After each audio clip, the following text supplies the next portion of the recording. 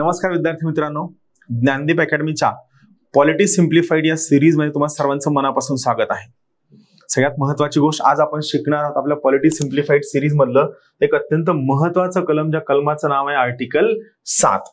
तुम्हाला एक एक कलम करताना लक्षात येत असेल की काही महत्त्वाच्या डेट्स आहेत। जसं आपण काल आर्टिकल 6 स्टडी करताना एक महत्त्वाची डेट होती जुलै 1948। मग आज एक महत्त्वाची डेट आहे, ती डेट आहे 1 मार्च 1947। 1 मार्च 1947।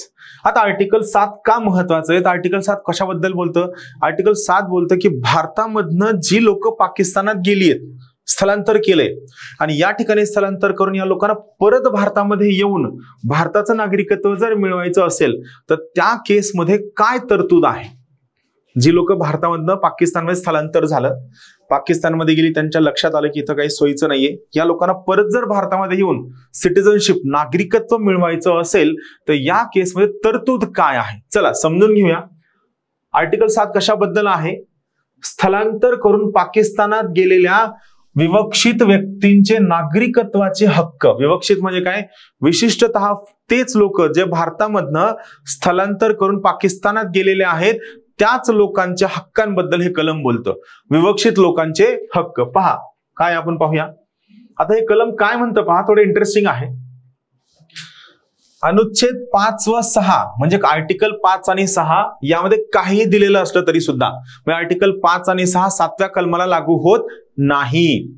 अनुच्छेद 5 व 6 यामध्ये काहीही दिलेलं असलं तरी जी व्यक्ती 1 मार्च 1947 या दिवसानंतर 1 मार्च 1947 या दिवसानंतर भारताच्या राज्यक्षेत्रामधनं स्थलांतर करून सध्या पाकिस्तानात समाविष्ट असलेल्या राज्यक्षेत्रात गेलेली आहे, म्हणजे कुठं कुठे गेली आहे?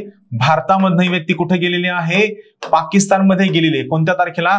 1 मार्च 1947च्या नंतर। लक्षात घ्या, 1 मार्च 1947च्या नंतर समाविष्ट असलेल्या राज्यक्षेत्रात गेली आहे तर ती व्यक्ती भारताची नागरिक आहे असं मानलं जाणार नाही।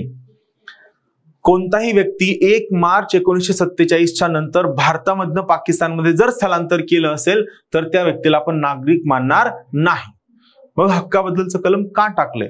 मजा पुढं आहे, लक्ष देऊन पहा काय म्हणतंय कलम। तर आता पुढं काय आहे तर पहा, परंतु याला अपवाद आहे। इथं काय आहे? याला अपवाद। परंतु असे की जी व्यक्ती आता पाकिस्तानात समाविष्ट असलेल्या राज्यक्षेत्रात आहे, सध्या पाकिस्तानामध्ये म्हणजे स्थलांतर केले पाकिस्तानामध्ये आहे, याप्रमाणे स्थलांतर केल्यानंतर पुन्हा स्थायिक होण्यासाठी कुठं भारतामध्ये पुन्हा स्थायिक होण्यासाठी किंवा कायमचं परत येण्यासाठी म्हणजे भारतामध्ये कायमचं परत येण्यासाठी कोणत्याही कायद्याच्या प्राधिकाऱ्याद्वारे, प्राधिकारी म्हणजे काय? ऑथॉरिटीद्वारे किंवा त्या अंतर्गत दिलेल्या परवान्याखाली भारताच्या राज्यक्षेत्रात जर परतली आहे, म्हणजे आयदर ऑथॉरिटीद्वारे किंवा कायद्याद्वारे भारतात जर परतली असेल तर तिला या आर्टिकल 7 नुसार या अनुच्छेदातील कोणती गोष्टी लागू असणार नाही व अनुच्छेद 6 मधला खंड क, लक्षात घ्या 6व्या कलमातील खंड क या प्रयोजनांकरिता अशी प्रत्येक व्यक्ती 19 जुलै 1948 या दिवसानंतर स्थलांतर करून